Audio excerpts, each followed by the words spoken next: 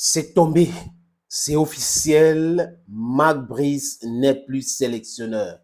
Les amis, la fédération enfin a pris la décision de le démettre de ses fonctions.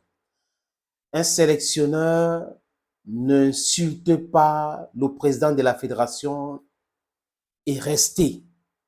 Quoique M. Mouele Kombi et les autres concordent, les amis, l'image que nous avons vue, c'est insoutenable. C'est humiliant pour le Cameroun, un pays de football, de prendre un illustre inconnu, un mercenaire, au lieu d'un entraîneur. Un piètre entraîneur, de par son palmarès, les amis, ne peut pas manquer de respect à une légende et un pays de football reste tranquille. Donc, c'était une très bonne décision que le COMEX a pris pour se réunir rapidement et démettre ces messieurs de ses fonctions. Je répète, on n'insulte pas un président de la fédération en tant que sélectionneur et resté là. Et nulle part dans cette altercation, Samuel Eto'o lui a insulté. Il a commencé à penser qu'il était son camarade de classe ou camarade de quoi que ce soit pour mettre la main sur lui. Il lui a dit, enlève ta main sur moi. Et il a suivi les instructions de M. Suling Tourou des partis. C'est pour cette raison que j'insiste que c'est un mercenaire. Parce que si M. Marc Brice n'était pas un mercenaire, les amis, il ne devrait pas entrer dans la guéguerre entre le ministère des Sports et la FECAFOOT. Il ne devait pas entrer là-dedans. Il devait trouver le juste milieu, juste pour faire son job.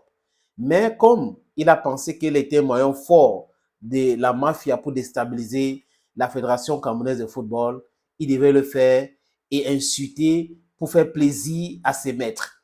Il a tout faux aujourd'hui, les amis. Même s'il faut éliminer le Cameroun, Marc Brice doit partir. Il dit, Marc Brice doit partir. Et ça va passer un message à ceux qui portent les vestes tous les jours dans les ministères, en se faisant pas, je sais pas, en croyant que le discours de haute instruction peut effrayer tout le monde. Les amis, le président de la République ne nomme pas les sélectionneurs, l'équipe technique des Lions Indomptables. Non, ce n'est pas le président de la République qui les nomme. Ça n'a jamais existé et ça ne va pas commencer avec M. Mouele Kombi et Cyril Toulou. Il a répété à maintes reprises devant la FECAFOOT que le président a nommé Marc Brice et ses adjoints et le staff technique. Ce n'est pas vrai, les amis. Tout ça n'est pas du tout vrai. Et quand les gens passent leur temps à chanter le nom du président de la République, sachez qu'il y a quelque chose qui cloche. Monsieur Toulou est venu perturber la réunion de la FECAFOOT. On a vu de bout en bout.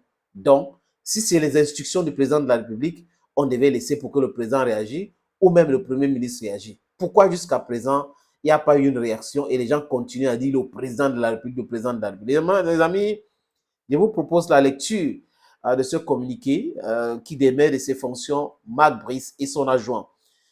Communiqué final de la session de comité d'urgence de la Fédération camerounaise de football du 28 mai 2024. L'an 2024 et le 28 du mois de mai s'est tenu par visioconférence une session de comité d'urgence de la Fédération camerounaise de football sous convocation de M. le Président Samuel Eto'o Fils. Autre M. Samuel Eto'o Fils, président de la Fédération, étant présent, Mme Eko Mendomo Céline, première vice-présidente, M. Abdoukarim, deuxième vice-président, M. Njimpa Actu, troisième vice-président, M. Mbiga Nja Félix, quatrième vice-président, M. Njunan Blaise, rapporteur. Un seul point était inscrit à l'ordre du jour. Les mesures à prendre au regard du comportement inapproprié de l'entraîneur sélectionneur national et ses assistants suite à la convocation qui leur a été adressée en date du 24 mai 2024. Le quorum étant atteint, le comité d'urgence de la FECAFOOT a pu valablement délibérer, conformément aux dispositions des articles 40 alinéa 11 et 49 des statuts de la FECAFOOT. Au thème des échanges concernant le point inscrit à l'ordre du jour, le comité d'urgence 1. Considérant l'urgence de la préparation des rencontres de l'équipe Fagnon comptant pour les éliminatoires de la Coupe du Monde 2026, considérant les dispositions de l'article 40 alinéa 11 des statuts de la FECAFOOT consacrant l'exclusivité du comité exécutif en matière de désignation de tous les membres de la structure d'encadrement technique et administratif de l'équipe nationale masculine A, considérant les prescriptions très pertinentes du décret numéro 2014-384 du 26 septembre 2014 portant organisation et fonctionnement des sélections nationales du football signé par le président de la République du Cameroun, considérant la réunion convoquée par le secrétaire général à l'initiative du président de la fédération FECAFOOT en date du 28 mai 2024 en vue de la préparation de rencontres comptant pour les éliminatoires de la Coupe du Monde 2026, considérant l'incident survenu dans le cadre de cette rencontre au cours de laquelle des comportements inacceptables ont empêché la tenue des travaux prévus ce jour, notamment l'attitude du conseiller technique numéro 2 du ministère des Sports et de l'Éducation physique qui, non convié aux travaux, a exigé du président de la fédération l'ordre du jour. La présentation, après avoir été rappelé fermement à M. Ntolo qui n'était pas convié à la dite réunion. Le conseiller technique numéro 2 du ministère instruit à Marc Brice et ses assistants de quitter la salle. Parce que c'est lui qui les a demandé de quitter la salle. Considérant que le comité d'urgence, à l'unanimité de ses membres, constate que ces manquements constituent une faute lourde de l'entraîneur sélectionneur national, M. Marc Brice et ses assistants à l'égard de la FECAFOOT, que la face à cette situation qui constitue un refus manifeste de collaborer de la part de l'entraîneur sélectionneur national, la FECAFOOT est en droit d'en tirer toutes les conséquences de droit qui s'imposent. Considérant que le 10 février 2024, date de son discours à la jeunesse camerounaise, M.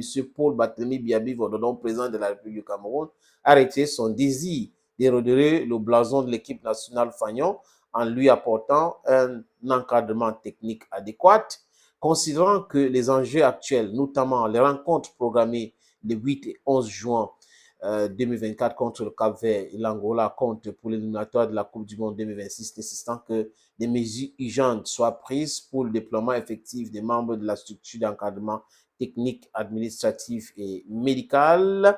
Les amis, ça tombe ici, là, maintenant. C'est très important. Le comité d'urgence, à l'unanimité de ses membres, a pris les résolutions suivantes.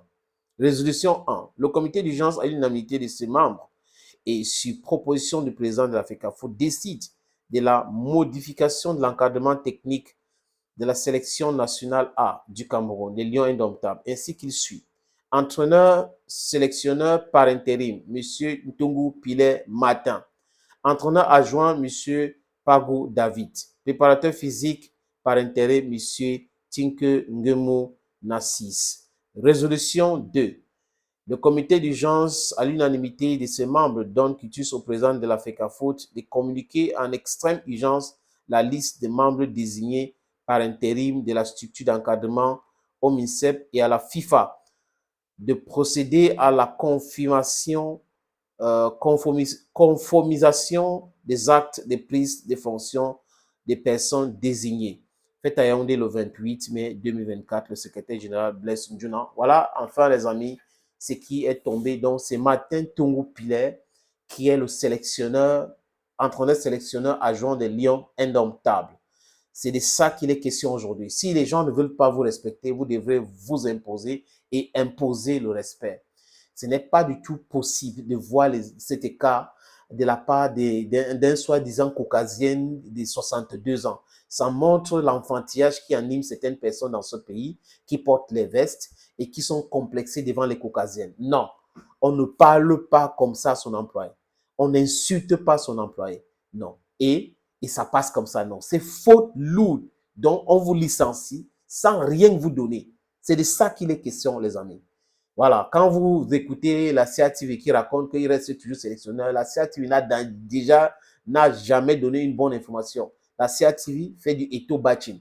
Et ceux qui sont à la CATV, pour la plupart, surtout ceux qui gèrent la CATV aujourd'hui, c'est des gens qui devaient être en retraite. Les collègues sont allés en retraite. Et aujourd'hui, ils sont en train de se gargariser qui sont des directeurs, ils sont ceci, cela là, au niveau de la CATV.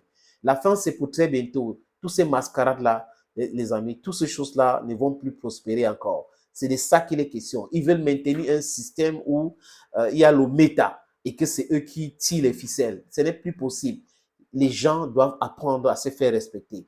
Le droit, c'est pour tout le monde. Il n'y a pas le droit pour moi, le combi, et le droit pour Samuel Eto'o. Ça n'existe pas comme ça. Si on est dans un état de droit, nous sommes tous égaux. La Constitution le dit. Thank you, friends, and bye-bye.